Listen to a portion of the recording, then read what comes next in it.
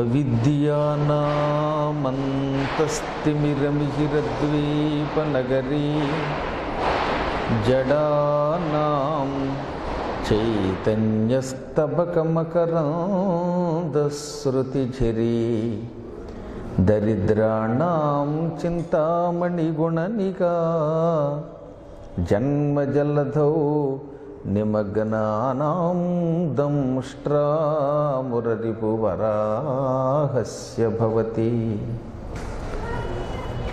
శుక్లాంబరధరం విష్ణుం శశివర్ణం చతుర్భుజం ప్రసన్నవదనం ధ్యాయేత్ సర్వవిఘ్నోపశాంతయే వందే గురుపదద్వంద్వమవాంగ్మానసగోచరం రక్తశుక్లప్రభామిశ్రమతర్క్యం త్రైపురం మహః నారాయణం నమస్కృత్య నరం చైవ నరోత్తమం దేవీం సరస్వతీం వ్యాసం తతో జయముదీరయేత్.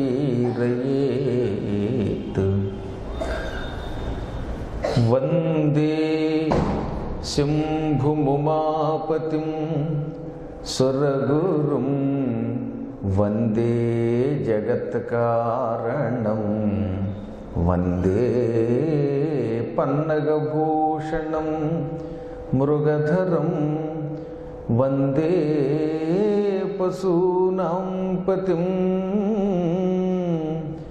వందే సూర్యశశాంకవన్నినయనం వందే ముకుందప్రియం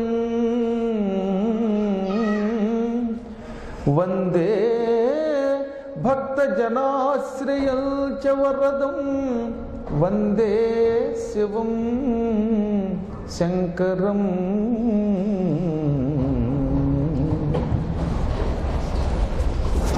ఆది దంపతుల పాదపద్మాలకు భక్తి శ్రద్ధలతో నమస్కారం చేసుకుంటూ,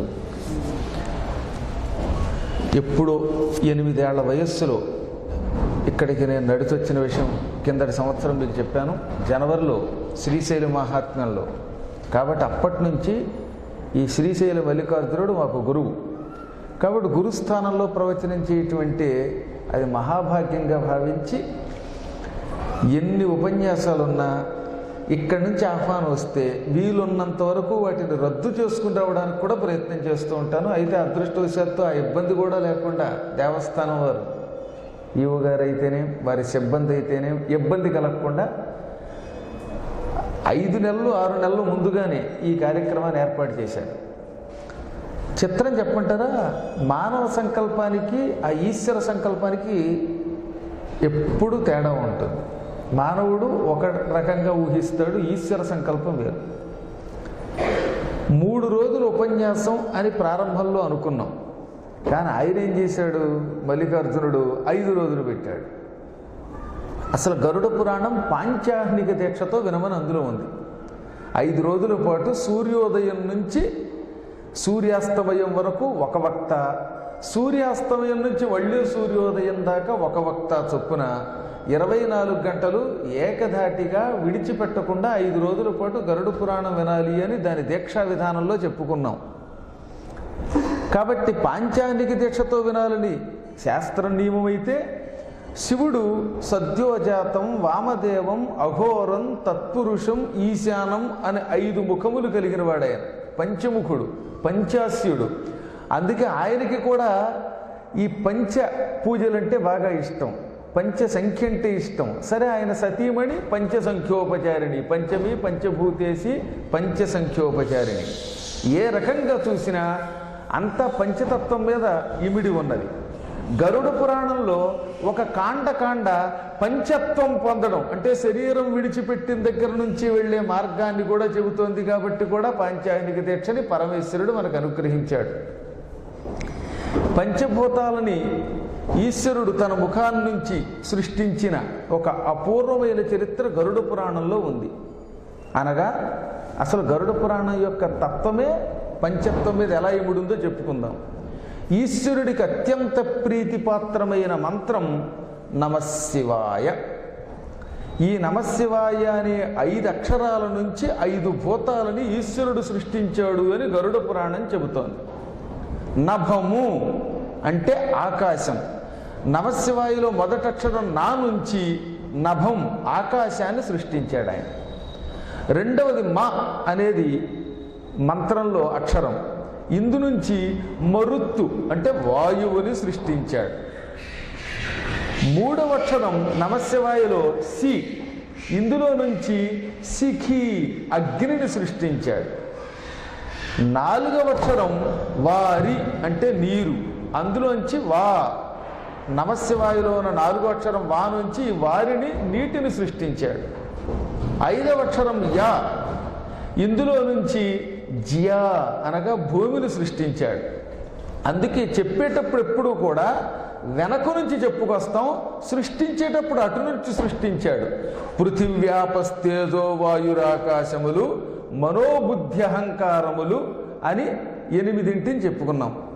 అనగా వరసగా పృథివ్యాపస్తేజో వాయురాకాశాలంటే పృథివీ అంటే భూమి, ఆపహ అంటే నీరు, తేజ అంటే అగ్ని, తర్వాత వరసగా పృథివ్యాపస్తేజో వాయు ఆకాశం, వాయువు ఆకాశం. కానీ సృష్టి చేసినప్పుడు అటు నుంచి చేసుకొచ్చాడు ఆయన. ఆకాశము, వాయువు, తేజస్సు, జలము, భూమి. చెప్పేటప్పుడు వెనక నుంచి చెబుతున్నాం, పుట్టించినప్పుడు అటు నుంచి పుట్టించుకొచ్చాడు. అందుకే మీరు చూడండి, నమశివాయులో వరుసగా నా నభం, మరుత్తు వాయువు, శిఖి, వారి, భూమి, జ్యా ఈ 5 చెప్పుకొచ్చారు.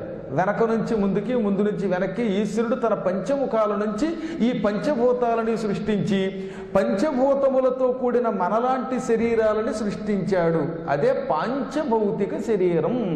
పాంచభౌతిక శరీరం, పాంచభౌతిక శరీరం అని రోజు అంటున్నామే, దీని అంతరార్థం ఏమిటంటే 5 భూతములతో మన శరీరము ఏర్పడింది. అందుకే మన శరీరంలో ఈ చర్మం అని ఒకటి ఉన్నది. మొట్టమొదట మనకు కనపడేది చర్మం. ఇది భూమి తత్వం. అనగా భూమిని శరీరములో చర్మము రూపములో ఉన్నది. అది ఉన్నదని తెలియజేయడానికి ఈశ్వరుడు ఏం చేశాడో తెలిసినా, ఈ చర్మం మీద ఎప్పుడూ మట్టే పెడతాడు. మీరు కష్టపడి ప్రయాణం చేసి రాగానే వేడి వేడి నీళ్లు, గేదర్ నీళ్లు పెట్టుకుని మీ రూములోకి వెళ్ళి మంచి సబ్బు పెట్టి తోముకొని స్నానం చేసి మళ్ళీ బయటికి రండి గుళ్ళోకి, ఇలా అనండి.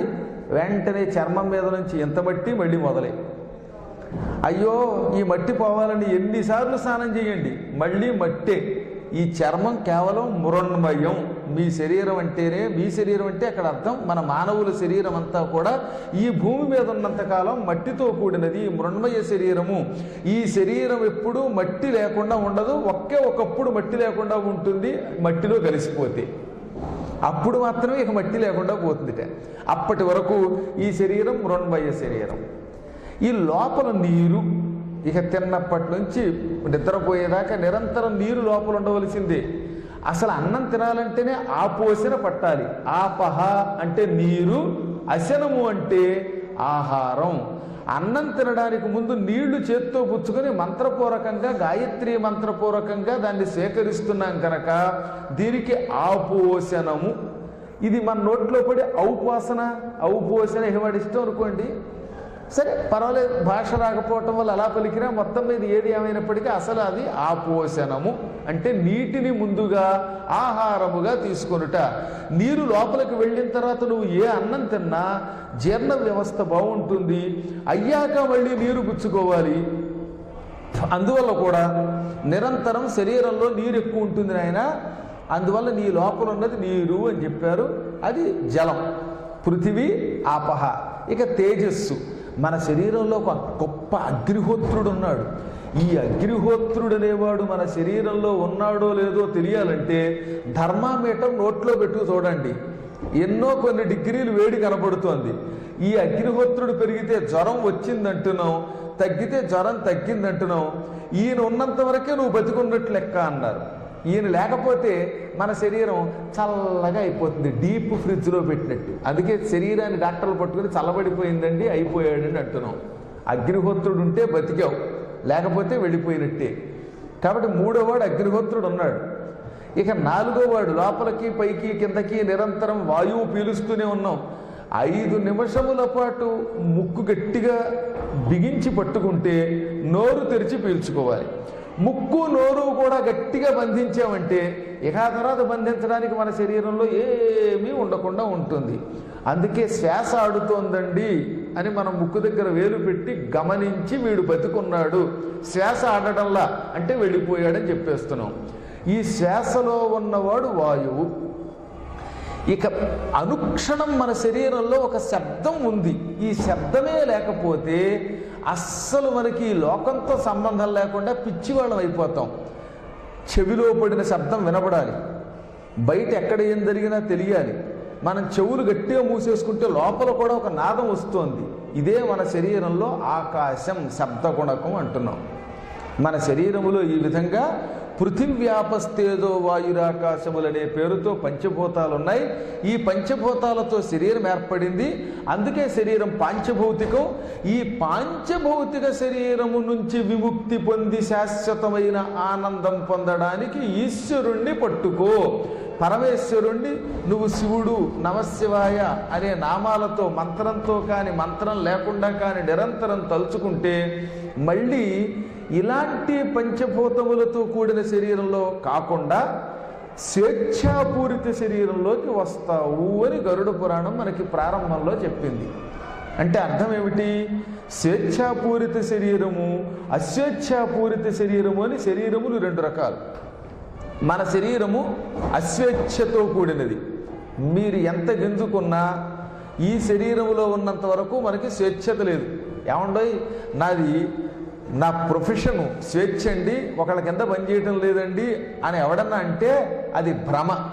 ఉదాహరణకు నేనే ఉన్నాను, ఎక్కడ ఉద్యోగం చేయకుండా నాకు నేనే ఓ పీఠం పెట్టుకున్నాను, నేనే స్వేచ్ఛగా ఉన్నాను అనుకుంటే ఎక్కడ స్వేచ్ఛగా ఉంటాం? 6:30 నుంచి 8:30 దాకా ఉపన్యాసానికి అంగీకరించామంటే ఈ 2 గంటలు మీ దగ్గర బందీగా ఉన్నట్టే. నేను ఎక్కడుంటుంది స్వేచ్ఛ? కుదరదు మనకి. ఈ భూమి మీద మనం స్వేచ్ఛగా ఎప్పుడు ఉంటాము అంటే కేవలం పరమేశ్వరుడి సన్నిధానంలో ఉన్నప్పుడు తప్ప తక్కిన వేళల్లో స్వేచ్ఛగా ఉండలేం. ఆయన సన్నిధానానికి వెడితే అది దివ్య శరీరం అవుతుంది కనుక అప్పుడు మాత్రమే మనకు నిజమైన స్వేచ్ఛ. ఇక్కడున్నంతకాలం ఆహారం కోసమో, నిద్ర కోసమో, సంపద కోసమో, శాంతి కోసమో ఏదో ఒక దాని కోసం ఇతరుల మీద ఆధారపడకుండా ఉండలేం. అన్నం తినాలి, ఎవడో ఒకడు పెట్టాలి కదా. మంచినీళ్ళు కావాలి, ఎవరో ఒకరు ఇవ్వాలి కదా. అంతెందుకు, మనం లౌకిక ప్రపంచంలో ఇవాళ స్వతంత్ర ప్రవృత్తితో బతుకుతున్నామనుకున్న మనకు కూడా ఎక్కడ పడితే అక్కడ పార్కింగ్ చేసుకొని ఇస్తారా? ఎక్కడ పడితే అక్కడ తిరగనిస్తారా? గవర్నమెంట్ వారు మనకి ఏమంటున్నారు రోజు? నాయనా నువ్వు స్వతంత్ర భారత పౌరుడివి, ఈ స్వతంత్రానికి కూడా పరిమితులు ఉన్నాయి. ఏ అణు పరీక్షా కేంద్రంలోకి వెళ్ళనివరే పొరపాట్లు కూడా. కాబట్టి ఏ రకంగా చూసినా భూమి మీద పాంచభౌతిక శరీరంతో ఉన్న వాళ్ళంతా స్వేచ్ఛ లేని వారే. స్వేచ్ఛ ఉండాలంటే ప్రమథ గణాల్లోకి ఈశ్వరుడి దగ్గరికి వెళ్ళాలి. అలాంటి స్వేచ్ఛాపూరితమైన శరీరం పొందడానికి ఈశ్వరుణ్ణి ఆరాధించు అని చెబుతున్నది గరుడ పురాణం. గరుడ పురాణం 12,000 శ్లోకాలతో కూడిన అపూర్వ పురాణం. ఎందుకో తెలియదు కానీ కొంతకాలంగా మానవులలో అజ్ఞానం వల్ల కానీ, లేక ఏ పెద్దలో నూరిపోయడం వల్ల కానీ, ఇంకేదో భయం వల్ల కానీ, శరీరం విడిచిపెట్టే ప్రేతకాండం ఒకటి ఉండడం వల్ల కానీ గరుడ పురాణం అంటే భయం పట్టుకుంది. అసలు ఇళ్లలో ఉంచటం లేదు కొంతమంది. ఎవరైనా హరహర మహాదేవాన్ని వెళ్ళిపోయినప్పుడు మాత్రమే ఆ 11 రోజులు చదవడానికి ఏర్పాటు చేశారు దీని అనమాట. భగవద్గీతని శ్మశానాల్లో పారాయణకు ఉపయోగించినట్టుగా కర్మగాలి. నిజానికి అవే యద్గృహే పూజితం నిత్యం గారుడం చ పురాణకం ధర్మమర్థం చ కామం చ మోక్షం చ లభతే నరక. ఏ ఇంటిలో నిత్యం గరుడ పురాణం పూజింపబడుతుందో, అంటే మీ ఇంట్లో చదివి వచ్చినా రాకపోయినా, సంస్కృతంతో సంబంధం ఉన్నా లేకపోయినా, ఏదో ఇంట్లో పరమేశ్వరలింగాన్ని పూజించినట్టే గరుడ పురాణం అనే ఒక పుస్తకాన్ని కూడా పెట్టుకుని ఒక పువ్వు పెట్టి 2 చేతులు జోడించి నమస్కారం చేస్తే చాలు. పూజితం యద్గృహే నిత్యం అన్నాడు. ఒకరోజు కాదు, ప్రతినిత్యం పొద్దుటే లేవగానే స్నానానంతరం కొంచెం విభూతి పెట్టుకుని గరుడ పురాణం అనే పుస్తకాన్ని పూజా మందిరంలో పెట్టి ఒక్క పువ్వు పెట్టి 2 చేతులు జోడించి భక్తితో శ్రద్ధతో అనురక్తితో నమస్కారం చెయ్యండి చాలు. ధర్మం, అర్థం, కామం, మోక్షం ఈ 4 పురుషార్థములు వచ్చి తీరతాయి. ముందు ధర్మం, ఆ తర్వాత అర్థం, మూడవది కోరికలు కామం, 4వది మోక్షం. ఈ 4 రావాలంటే కనీసం పుస్తకం పూజిస్తే చాలన్నారు. ఈ మధ్యన ఒక ఆయన ధర్మ సందేహాలు అడిగాడు, ఏమండి ఈ పురాణాల్లో ఉన్న శ్లోకాలు వింటే పాపాలు పోతాయంటారు, అలాంటప్పుడు ఇంక ఈ కర్మ సిద్ధాంతం ఎందుకు, ఈ పూజలు ఎందుకు, ఈ గుళ్ళు ఎందుకు, గోపురాలు అన్నాడు. వారి పిచ్చివాడ, ఇది కూడా ఒక కర్మయే. ఈ శ్లోకాలు చదవడం కూడా కర్మలో ఒక భాగం. అందుకే గుళ్ళోకి వెళ్ళాక అత్యద్భుతమైన కంఠంతో మనం ఏమంటున్నాం, సద్యోజాతం ప్రపద్యామని అండల్లా అవి కూడా ఛందస్సే. నువ్వు చేస్తున్న పనిలో పలకడం కూడా, ఉచ్చారణ చేయడం కూడా ఒక కర్మమే. ఇది కర్మ కాదనుకోకు. నువ్వు వినడం ఒక కర్మ, చదవడం ఒక కర్మ, దీనిని 10 మందికి చెప్పడం అది కూడా ఒక కర్మమే. అనగా పని చెయ్యడంలో ఇవన్నీ కూడా భాగములే. మనం పనిని అనేక విధాల్లో చేస్తున్నాం, ఇది కూడా ఒక భాగం అన్నమాట. దీన్ని మర్చిపోయి ఇది పని కాదనుకుంటే అలాగే, ఇది అజ్ఞానమేగా మరి. అందువల్ల ధర్మార్థ కామ మోక్షములనే 4 కావాలంటే కనీసం విన్నా చాలు, నమస్కరించినా చాలు, పుస్తకాన్ని పూజించినా చాలు అన్నాడు. ఎలాగా అంటే ఈ పురాణములు అగ్నితో సమానమైనవి. మీ ఇంట్లో నిప్పు ఉంది, అదే దీపారాధన వెలిగించారు. ఇప్పుడు 5 ఒత్తులు ఇక్కడ కూడా ఈశ్వరుడు 5 ముఖాల్లో కనపడుతున్నాయి. నాకు సరిగ్గా 5 ఒత్తులే పెట్టారు. అక్కడ నాకు చాలా కాలం నుంచి ఆశ్చర్యం ఏమిటంటే, ఇక్కడ ఎప్పుడు దీపారాధన చేసినా ఏ గుళ్ళో లేని ఒక విచిత్రమైన నిజమైన శాస్త్రీయమైన ఒక శాస్త్ర సమ్మతమే కాదు, వేద సమ్మతము కూడా అయినటువంటి ఆచారం చూస్తున్నాను. మొన్న జనవరిలో కూడా ప్రవచనానికి వచ్చాను ఇక్కడ. అప్పుడు 5 ఒత్తులే వేశారు, ఇప్పుడు 5 ఒత్తులే వేశారు. లౌకికాచారంలో సాధ్యం త్రివర్తి సంయుక్తం వందినా యోజితం ప్రియం గృహాణ మంగళం దీపం త్రైలోక్య తిమిరాపహం. ముందు నెయ్యి పొయ్యాలి దీపారాధనకి. మన ఇళ్లల్లో దీపారాధన చేసేటప్పుడు ఒక దీపపు కుంది పెట్టి ఆ కుందిలో నెయ్యి పొయ్యాలి. నెయ్యి పోసాక సాధ్యం అన్నాడు ముందు, అది గుర్తుపెట్టుకోండి. ఒత్తులు వేసి నెయ్యి పోయకూడదు, ముందు నెయ్యే పొయ్యాలి. ఆ తర్వాత త్రివర్తి సంయుక్తం 3 ఒత్తులు వెయ్యి. సంయుక్తము అనడం ద్వారా 3 ఒత్తులు అక్కడ ఉంటే చాలు. అవి కలిపేసినా విడివిడిగా ఉన్నా కలిసి ఉన్నట్టే ఆ కుందిలో ఉంటే చాలు. ఆ తర్వాత ఏం చేయాలి, వన్నినా యోజితం నిప్పు పెట్టుదానికి, అగ్నిని వెలిగించు అన్నాడు. అటువంటి మంగళ దీపం 3 లోకములలో ఉన్న తిమిరములను తొలగిస్తున్నది. అది నీకు ఎదురుగుండా పెడుతున్నాను, సేకరించుము. గృహాణ అంటే సేకరించుము, అది మంగళదీపం కనుక అని ఇంట్లో దీపారాధన వెలిగించేటప్పుడు ఈ శ్లోకం చదువుతాం. అదే ఈశ్వరాలయానికి వచ్చేసరికి ఈశ్వరాలయంలో 5 ఒత్తులు వెయ్యాలి అని వామకేశ్వర తంత్రంలో శివుడు పార్వతికి చెప్పాడు. పార్వతి, నా ఆలయంలో దీపారాధన చేసేటప్పుడు, నా ప్రాంగణంలో ఉపన్యాసాదులు జరుగుతున్నప్పుడు 5 ఒత్తులు ఉండాలి. సాధ్యం త్రివర్తి కాదు, పంచవర్తి సంయుక్తం అన్నమాట. చూసారా, మీరందరూ ఈ ఆలయంలో ఉండడం వల్ల అత్యంత ప్రాచీనమైన శ్రీశైల మల్లికార్జున లింగ ప్రాంగణంలో ఉండడం వల్ల శాస్త్రాన్ని భగవంతుడే మీ చేత చేయించుకుంటున్నాడు. మీరు చదివి ఉండొచ్చు, లేక విని ఉండొచ్చు, లేక పరమేశ్వరుడే తనంత తాను సంకల్పంతో చేయొచ్చు. 5 ఒత్తులు వెలిగించారు. ఆ 5 ఒత్తులు ఈశ్వరుడు 5 ముఖాలు. ఆ 5 ముఖాల్లోనూ ఒక్కొక్క ముఖానికి 3 కళ్ళు ఉంటాయి. ఈశ్వరుడికి ఉన్న ప్రతి ముఖానికి కుడి కన్ను సూర్యుడు, ఎడమ కన్ను చంద్రుడు, 3వ కన్ను అగ్ని. సరిగ్గా 5 నేత్రాలలోనూ కూడా ఆ 5 అగ్నులు పంచాగ్నులు, పంచాగ్నిహోత్రాల మధ్యలో మనం ఉన్నట్టుగా ఆయన దర్శనమిస్తున్నాడు అనమాట. ఇది శాస్త్రం అన్నమాట. ఈ పంచాగ్ని స్వరూపము పురాణములలో ఉండడం వల్లే నిరంతరము దీపారాధన వెలిగించి పురాణమును ఆ ఆలయ ప్రాంగణంలో వింటే చాలా, పుస్తకాలు పెట్టుకుంటే చాలు. వేదవ్యాసుల వారు భూలోకంలో కలియుగంలో ఉన్న మానవులు తరించడం కోసమని వరుసగా మనకి మత్స్య, మార్కండేయ, భవిష్య, భాగవత, బ్రహ్మ, బ్రహ్మాండ, బ్రహ్మవైవర్త, వరాహ, వామన, వాయు, విష్ణు, అగ్ని, నారద, పద్మ, లింగ, గరుడ, కూర్మ, స్కాందములనే పేర్లతో 18 పురాణాలు ఇచ్చాడు. ఈ 18 పురాణాలు నిత్యం వినడానికి, ఇంట్లో పూజించడానికి, కేవలం చచ్చిపోయినప్పుడు మాత్రం చదవడానికి, లేకపోతే కొన్ని సమయాలలో మాత్రం పంచిపెట్టడానికి కాదనమాట. అందుకని నిత్యం అన్నాడు. ఈ గరుడ పురాణంలో ఒకప్పుడు దీనిని స్వయంగా విష్ణువు గరుత్మంతునికి చెప్పాడు. ఇది శివరాత్రి మహిమతో మొదలవుతుంది. ఆశ్చర్యం చెప్పంటారా? గరుడ పురాణం ప్రారంభమే శివరాత్రి మహిమతో. శివరాత్రి మహిమ, ఏకాదశి మహిమ, గయా క్షేత్ర మహిమ, పిండ ప్రదానాదులు, పాపపుణ్యాలు, స్వర్గానికి ఎవరెడతారు, ప్రత్యేకంగా స్వర్గకాండ ఒకటి ఉంది ఇందులో. స్వర్గానికి ఎవరెడతారు, నరకానికి ఎవరెడతారు, ప్రాణం పోయేటప్పుడు శివుడు ఎలా వచ్చి రక్షిస్తాడు, గంగానది మానవుల్ని ఎలా ఒళ్ళోకి తీసుకుంటుంది, అర్ధనారీశ్వరుడైన ఈశ్వరుడు ఎలాగే ఈ ప్రేతకాండానికి సిద్ధంగా ఉన్నవాడిని, అంటే ఆయువు తీరి చావడానికి సిద్ధంగా ఉన్నవాడిని కష్టపడకుండా ప్రాణం తీసేస్తాడు. ఇవన్నీ చెప్పారు 12,000 శ్లోకాలు. అందులో ప్రత్యేకంగా 5,000 శ్లోకాలు గంగా మహిమ, శివరాత్రి మహిమ, బిల్వ మహిమ, విభూతి మహిమ, రుద్రాక్ష మహిమలని. 1200 శ్లోకాలు ప్రేతకాండకి సంబంధించినవి, 800 శ్లోకాలు స్వర్గానికి సంబంధించినవి. ప్రాణాపాయ స్థితిలో ఉన్నవాడు శివుణ్ణి తలుచుకోగానే వాడికి మృత్యుకంఠం తొలగించి హాయిగా ప్రాణం పోయేలా చేసేటటువంటి శ్లోకాలు ఒక 800 ఉన్నాయి. ఇలా ఎన్నెన్నో విశేషాలు ఉన్నాయి. అందువల్ల గుర్తుపెట్టుకోండి, మన పురాణములు 18 కూడా నిరంతరం నిత్యం ఎప్పుడైనా వినదగినవి.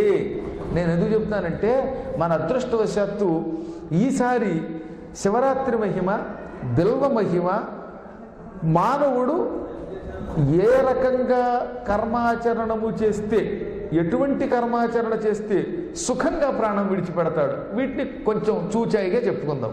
ఎందుకంటే 12,000 శ్లోకాలు చెప్పాలంటే కనీసం ఒక 100 రోజులు పడుతుంది నాగోటి వాడికి వ్యాఖ్యానం చేయాలంటే ఒక్కొక్క శ్లోకానికి. ఒకప్పుడు నైమిషారణ్యంలో సూత మహర్షికి 88,000 మంది ఋషులు, సౌనకుడి లాంటి వాళ్ళు, అబ్బో చాలా గట్టివాళ్ళు ఉన్నారు, లేని వాళ్ళు ఒకళ్ళిద్దరు కదా, అందరూ మహాపండితులే. కౌండిన్యుడు, అత్రి, మరీచి, దక్షుడు, కపిలుడు, అగస్త్యుడు, అక్షపాదుడు, అంగిరుడు, శాండిల్యుడు, క్రతువు, కండుడు, కుత్సుడు, విశ్వామిత్రుడు, మైత్రేయుడు, భృగువు, మార్కండేయుడు, ఆసురి, వామదేవుడు, కపి, దుర్వాసుకుడు, వ్యాఘ్రపాదుడు, మాండవ్యుడు వంటి ఋషులు 88,000 మంది నైమిషారణ్యంలో యజ్ఞం చేశారు. ఆ రోజుల్లో శరీరంతో స్వర్గానికి వెళ్ళడం కోసం. చచ్చాక స్వర్గానికి వెళ్ళడం కాదు, సశరీరంగా స్వర్గానికి వెళ్ళాలి. ఎందుకంటే శరీరం విడిచిపెట్టడం అంటే అది పరమ దుఃఖం, ఆ బాధ అనుభవించేవాడికి తెలుస్తుంది. అందువల్ల శరీరం విడిచిపెట్టకుండా సశరీరంగా స్వర్గానికి ఎలా వెడదామా అని బాగా ఆలోచించి దానికి నైమిషారణ్యంలో సత్రం అనే పేరుతో ఉన్న యజ్ఞం చేశారు. ఆ యాగానికి సత్రం అని పేరు. 6 నెలల కంటే ఎక్కువ కాలం చేసే యజ్ఞాన్ని, రోజు 10,000 మందికి అన్నదానం జరిగే సత్రాన్ని సత్రయాగం అంటారు. గుర్తుపెట్టుకోండి. యజ్ఞం జరిగేటప్పుడు కూడా మళ్ళీ చాలా నియమాలు ఉన్నాయి. 6 నెలల కంటే ఎక్కువ కాలం జరగాలి, రోజు 10,000 మందికి అన్నదానం జరగాలి, రోజు అక్కడ ఋత్విక్కులు కనీసం 8,000 మంది పాల్గొవాలి. ఈ ఋత్విక్కులు పగటిపూట నిద్రపోకూడదు. అక్కడ అగ్నిహోత్రం ఏకధాటిగా ప్రజ్వరిల్లాలి. హోమగుండంలో రాత్రిపూట వెళ్ళిపోయేటప్పుడు కూడా ఇలాంటి బ్రహ్మచారులైన పిల్లల్ని కూర్చోబెట్టి వాళ్ళ ద్వారా హోమంలో ద్రవ్యం వేయించాలట. ఇవన్నీ నియమాలు. ఈ నియమములతో ఉన్నదానిని మాత్రమే సత్రయాగం అంటారు. అలాంటి యాగాన్ని ఏడాది చేస్తే గొప్ప అంటే 1000 సంవత్సరాలు చేశారట ఋషులేక. నైమిషే అనిమిషక్షేత్రే మునయః సౌనకాదయః సత్రం స్వర్గాయ లోకాయ సహస్ర సమమాసత.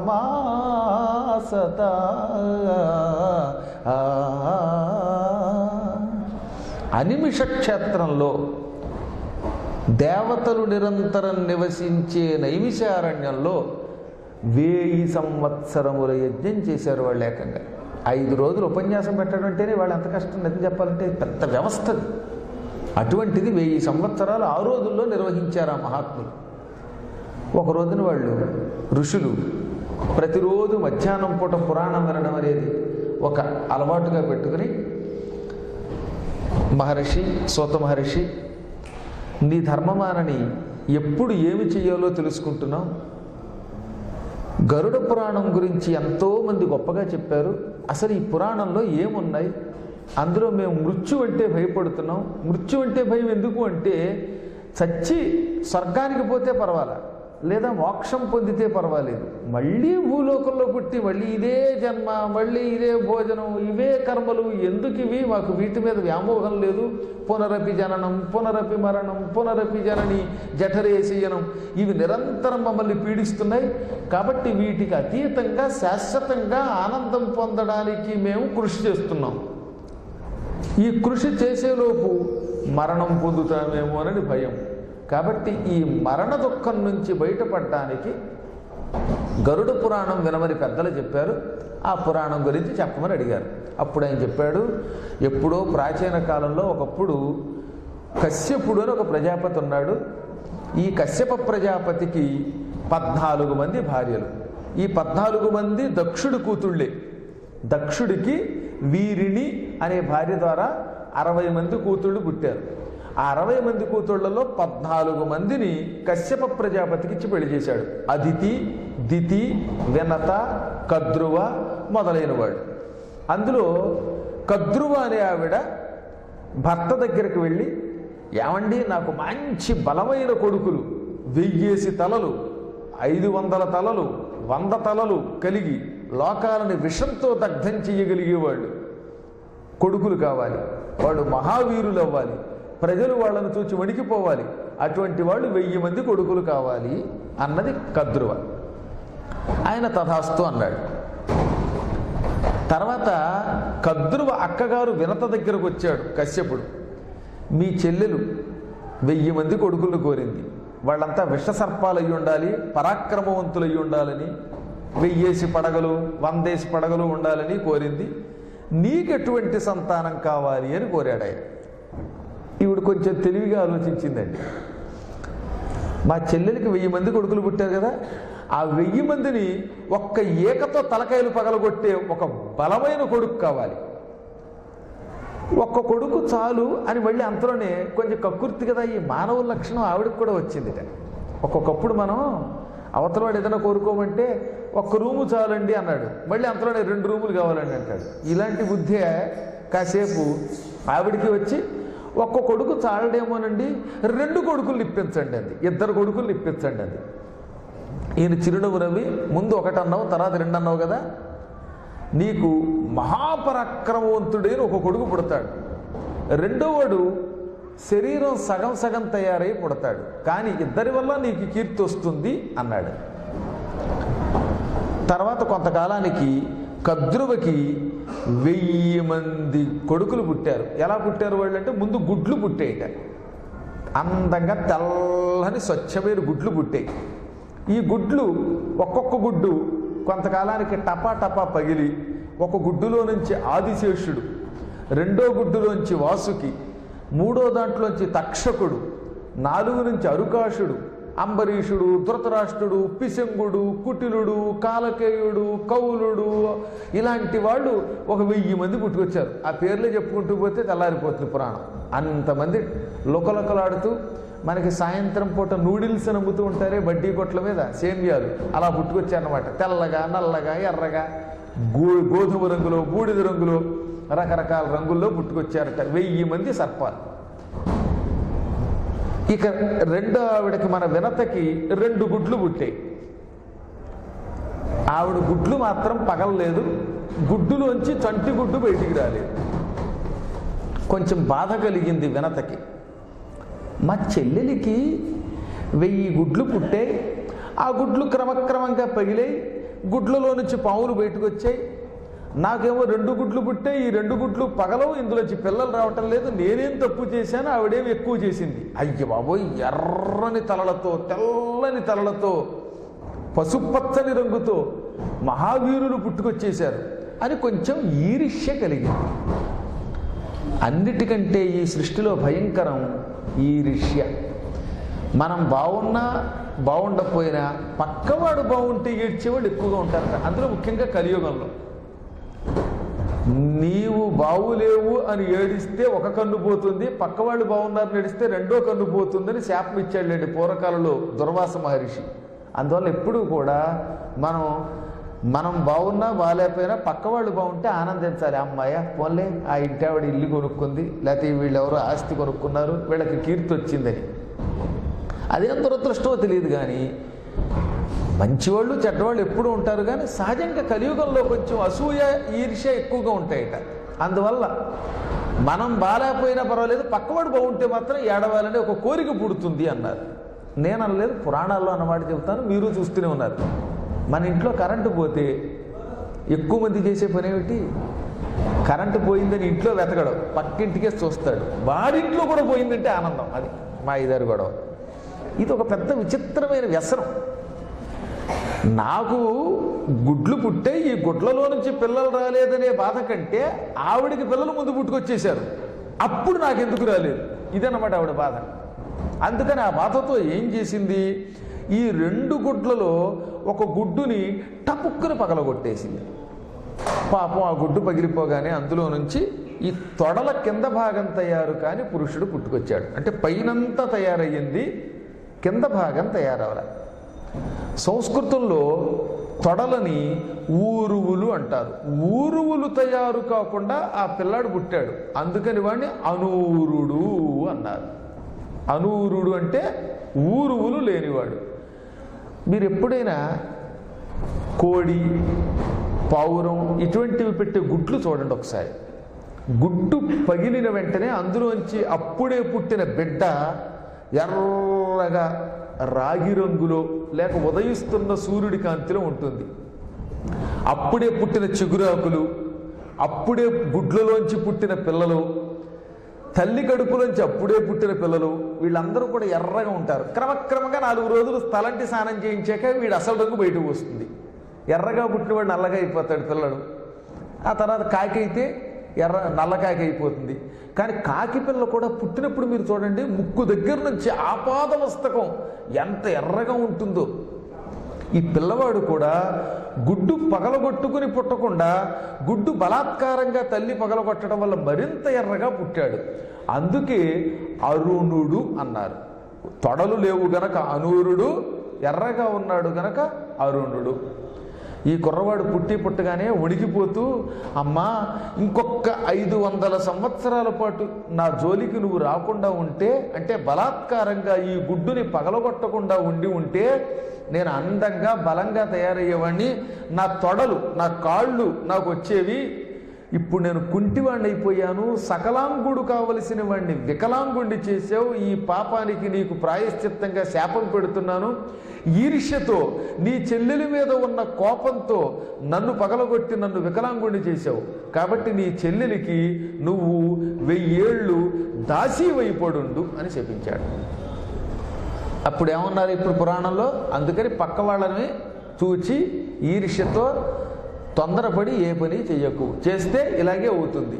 కొడుకు దక్కలేదు సక్రమంగా, కొడుకు ఇబ్బంది వచ్చింది, తొడలు లేవు. పోనీ ఆ కొడుకు ఏమైనా పుట్టాక తల్లికి ఆనందం కలిగించాడా? తల్లిని శపించాడు. కాబట్టి అన్ని కష్టాలే వస్తాయి. అనాలోచితముగా ఏ పనైనా చెయ్యరాదు. అవిచార్యం అకర్తవ్యం కర్తవ్యం సువిచారయేత్. కిరాతార్జునీయంలో భారవి అంటాడు, అవిచార్యం అకర్తవ్యం, ఆలోచించకుండా ఏ పని చెయ్యకు. బాగా ఆలోచించి చెయ్యి ఏ పని చేసినా. కర్తవ్యం సువిచారయేత్, విచారయేత్ అలా సువిచారయేత్ అన్నాడు. ఒక ఉపసర్గ కూడా చేర్చాడు అక్కడ. ఏ పని చేసినా బాగా ఆలోచించి చెయ్యి. ఆలోచించి చేసిన పని వల్ల నీకు నష్టం కాదు. అనాలోచితంగా తొందరపడి ఏ పని చేసినా దెబ్బతింటావు. అందుకే మనం ఏ పని చేసినా ఆర్థిక వ్యవహారాల్లో 1-2 సార్లు ఆలోచించు. రోడ్డు మీద డ్రైవింగ్ చేస్తున్నప్పుడు బుర్ర పెట్టి ఆలోచించి చెయ్యి. నడుస్తున్నప్పుడు ఆలోచిస్తూ జాగ్రత్తగా నడు. రోడ్డు మీద నడుస్తూ ఉంటారు, హఠాత్తుగా ఉంగిపోతారు ఆ నడి రోడ్డు మీద. ఈ లోపు ఏమవుతుంది, వేగంగా వచ్చేవాడు గుద్దేయడు. ఏ పని చేసినా ఇలా చాలా జాగ్రత్తగా ఆలోచించి చెయ్యి అని చెప్పాడు. ఈవిడ చేసిన తెలివి తక్కువతనం వల్ల కొడుకు వికలాంగుడయ్యాడు. చివరికి శాపానికి గురయ్యింది. 1000 ఏళ్ళు నువ్వు నీ చెల్లెలికి దాసీగా ఉండమనగానే ఆయన చాలా బాధపడిపోయి ఆవిడ, నాయన ఏ తల్లి అయినా కొడుకు బాగుండాలనే కోరుతుందిరా, నాకు కొడుకులు బయటికి రావట్లేదు, ఇంకా బయటికి రావట్లేదు, ఇంకా పుట్టట్లేదనే ఒకానొక బాధతో దుఃఖంతో అన్యాయంగా నిన్ను పగలగొట్టాను, చంటిగుడ్డు బయటికి రాకుండా ఇలా అయిపోయావు నువ్వు, నేను చేసింది తప్పే, దానివల్ల నీకెంత బాధో నాకు అంతే బాధే, నా కొడుకు తొడలు లేకుండా కుంటాడైపోయాడని బాధపడేది నేనే. అసలు నిజం చెప్పాలంటే పిల్లలకి అవయవాలు లేకపోతే తల్లిదండ్రులకు వచ్చే బాధ అంతా ఇంత కాదు, గుర్తుపెట్టుకోండి. పిల్లలు సక్రమంగా చదవకపోయినా, పిల్లలు ఆరోగ్యంగా లేకపోయినా, అవయవాలు లోపంతో పుట్టిన పిల్లలకి ఉద్యోగం లేకపోయినా, పెళ్ళకపోయినా తల్లిదండ్రులకు కలిగే బాధ అంతా ఇంతనా. కాబట్టి నీ కోసం నేనే ఏడుస్తున్నాను, అది సరిపోదా అన్నట్టుగా నాకేమో శాపం పెట్టావు, 1000 ఏళ్ళు నేను దాస్యం చెయ్యాలి, శాప విముక్తి కలిగించిన ఆయన అంది. సరే ఆయన జాలిపడి, అమ్మ నేను తొందరపడి చెప్పించాను, తల్లిని చెప్పించకూడదనుకో, అయినా చెప్పించాను, ఒక 1000 ఏళ్ల తర్వాత నీకు శాప విముక్తి అవుతుంది. ఎలా అవుతుందో చెబుతున్నా విను. ఈ రెండో గుడ్డుని మాత్రం పగలగొట్టకు. ఒక 500 సంవత్సరాల తర్వాత అందులోంచి ఒక వీరుడు పుడతాడు, వాడి వల్ల నీ వంశం తరిస్తుంది, నువ్వు చాలా గొప్పదాని అవుతావు. అతడు పుట్టిన 500 సంవత్సరాల తర్వాత నీకు దాస్య విముక్తి. ఇక చూడు, అతని పేరు మీదుగా ఎన్ని పురాణాలు వస్తాయో, ఎన్ని కథలు వస్తాయో, జగత్తంతా నిన్ను పొగుడుతుంది అని అనగానే సంతోషించింది. వీడు వెళ్ళిపోయి ఈశ్వరుణ్ణి ప్రార్థించాడు. ఇక్కడే ఉంది రహస్యం, చాలామంది పట్టించుకోని గొప్ప రహస్యం. అనూరుడి కథ, అనూరుడు సూర్యుడికి రథసారథైపోయాడు అనుకుంటున్నారంతా. అనూరుడు వెంటనే బయలుదేరి ఈ కాళ్ళు లేవని అప్పటికప్పుడు ఒక క్షేత్రానికి వెళ్ళాడు. ఆనాడు కొత్తగా భూమి తయారవుతున్న రోజుల్లో భూమండలంలో ఒక కొండ ఉంది. ఆ కొండ దగ్గరకు వెళ్ళి భక్తి శ్రద్ధలతో శివుడి కోసం తపస్సు చేశాడు. అప్పుడు శివుడు ప్రత్యక్షమయ్యాడు. నీకేం వరం కావాలో కోరుకోమంటే, నేను శాశ్వతంగా ప్రజల మనస్సుల్లో ఉండిపోవాలి, ప్రజలు రోజు నన్ను చూడాలి, నన్ను తలుచుకోవాలి, నన్ను పూజించాలి అన్నాడు. వెంటనే ఈశ్వరుడు ఏం చేశాడో తెలుసా? అందుకని ఈశ్వరుడు అత్యంత కరుణాస్వరూపుడు అన్నారు. ఒరే నాయనా, నీ శరీరాన్ని విడిచిపెట్టేయి, అది భూమి మీద ఒక కొండ అయిపోతుంది. ఆ తర్వాత నువ్వు దివ్య శరీరం ధరించి సూర్య భగవానుడికి రథసారథి వైపో. సూర్యుడు రాగానే మొట్టమొదట ఎర్రని కిరణాలు ఉంటాయే, అవి నువ్వే. నీకందరూ అరుణాయ అని నమస్కారం చేస్తారు. అంటే ఇప్పుడు రోజు మనం మొట్టమొదట చూస్తున్నది ఎవరినమాట? సూర్యోదయ సమయంలో సూర్యుడికి ముందున్న ఎర్రని కిరణముల వంకతో అరుణుణ్ణి చూస్తున్నాం. అందరూ నీకే నమస్కరిస్తారు. సంధ్యావందనం అంటే అర్ఘ్యం ఇచ్చేది నీకే. ఆడవాళ్ళైనా మగవాళ్ళైనా పూర్వకాలంలో ఎర్రగా సూర్యుడు ఉదయిస్తున్నప్పుడు అస్తమిస్తున్నప్పుడు నీళ్లు చేతిలోకి తీసుకుని ఇచ్చేవారు. మగవాళ్ళైతే గాయత్రీ మంత్రపూర్వకంగా ఇచ్చేవారు. ఆడవాళ్ళైతే యోదే వత్సవితాస్మా కంధియోధర్ మాదిగోచరాహ ప్రేరయేత్తస్య యద్భర్గస్తద్దరేణ్యముపాస్మహే అనే శ్లోకపూర్వకంగా అర్ఘ్యం ఇవ్వాలి. అదేంటంటే ఆడవాళ్ళు కూడా సంధ్యావందనం చేశారా, అర్ఘ్యం ఇచ్చారా అని మళ్ళీ మనం పిచ్చిగా ప్రశ్నించక్కర్లా. ఆడవాళ్ళు కూడా సంధ్యావందనం చెయ్యాలి, వాళ్ళు కూడా అర్ఘ్యం ఇవ్వాలి. కావాలంటే సుందరకాండ చదువుకోండి ఇంటికి వెళ్ళి. అందులో సుందరకాండలో చెప్పారు, సంధ్యాకాలమనాశ్యామ సంధ్యార్ధేవరవర్ణిని ధ్రువమేష్యతి జానకి. తెలియక అసలు ఆచారాలు పోయి అనవసరంగా మనం లేనిపోని కాంప్లికేషన్స్ తెచ్చుకుంటున్నాం. ఒక్క ముక్కలో చెప్పాలంటే, సూర్యోదయ సమయానికి సంధ్యావందనము చేసే జానకీదేవి ఇక్కడికి వస్తుంది, ఆవిడ తప్పక సంధ్యావందనం చేస్తుంది అని హనుమంతుడు లంకలో అశోకవనానికి దగ్గరలో ఉన్న నది దగ్గరకు వెళ్ళి అన్నాడు. ఆ నది ఇప్పటికి కూడా శ్రీలంకలో ఉంది, నేను స్వయంగా చూశాను. అక్కడ కూడా చల్లగా ఊటీలో ఉన్నట్టు ఉంటుంది. పరమ దుర్మార్గుడి రావణాసురుడు ఆ చల్లని ప్రదేశంలో ఈవిడ ఎందుకు పెట్టాడంటే, చల్లదనాన్ని తట్టుకోలేక వెళ్ళి రావణుడు అంతఃపురంలోకి పోతుందని. కానీ ఆవిడ మొండిది, అదో పక్కన పెట్టండి. ఎందుకు చెప్తున్నానంటే, ప్రతి స్త్రీ ఆ రోజుల్లో సంధ్యావందనం చేశారు. అరుంధతి చేసింది, అనసూయ చేసింది, అందరూ కూడా. తర్వాత ఆడవాళ్ళు చాలామంది గుళ్ళోకి వెడితే గుళ్ళల్లో మేము విధవలం కదా అని అమ్మవారి కుంకం ఇస్తే బొట్టు పెట్టుకోవడం మానేస్తున్నారు. ముత్తైదువులకే బొట్టు పెట్టాలి, వైధవ్యం పొందిన వారికి బొట్టెట్టకూడదు. కానీ అమ్మవారి సన్నిధానానికి వెళ్ళాక అక్కడ ఇచ్చే ప్రసాదం ప్రతి వ్యక్తి పొందవలసిందే. అసలు మీకు రహస్యం చెబుతాను. ఇప్పటి వరకు కొంతమంది పట్టించుకోని రహస్యం. గరుడ పురాణం చదవండి, లేక భాగవతం చదవండి, లింగ పురాణం చదవండి, ఇంకే పురాణం చదవండి, కాత్యాయని అని అమ్మవారికి ఒక పేరు ఉంది కదా. కాత్యాయని అంటే అర్థం ఏమిటో తెలుసా? 30 సంవత్సరాల లోపున్న విధవ. డిక్షనరీ చూసుకోండి కావాలంటే, సంస్కృతం డిక్షనరీ లేక సూర్యరాయంద నిఘంటువు. కాబట్టి కాత్యాయని వ్రతం అందుకు చేసేవారు పూర్వం. మేము తొందరగా వైధవ్యం పొందకుండా శాశ్వతంగా కళ్యాణం సౌభాగ్యంతో ఉండాలి అని. కాబట్టి అమ్మవారి ప్రసాదాన్ని వాళ్ళు అక్కడ పెడితే ఆ బొట్టుని మనం స్వీకరించవచ్చు. కానీ ముత్తైదువులు మాత్రం పెట్టకూడదు, వాళ్ళకి నుదుట బొట్టు. వీళ్ళు ముత్తైదువులకు అందించకూడదు. ఇంకొక గొప్ప రహస్యం, రోజు సాయంకాలం పూట అల్లాహ్ అని అరుస్తూ ఉంటారు చూసారా, సంధ్యావందనం సమయంలోనూ సాయంత్రం పొద్దుట. మనం మన దేవతే అల్లా అనే శబ్దానికి ఆకారాంత స్త్రీలింగం. మీరు సంస్కృతం చదువుకున్న వాళ్ళు ఉన్నారు కదా, అందులో అల్లా అనే ఆకారాంత స్త్రీలింగ శబ్దానికి తల్లి అని అర్థం. అంతటా వ్యాపించి ఉన్న పరమ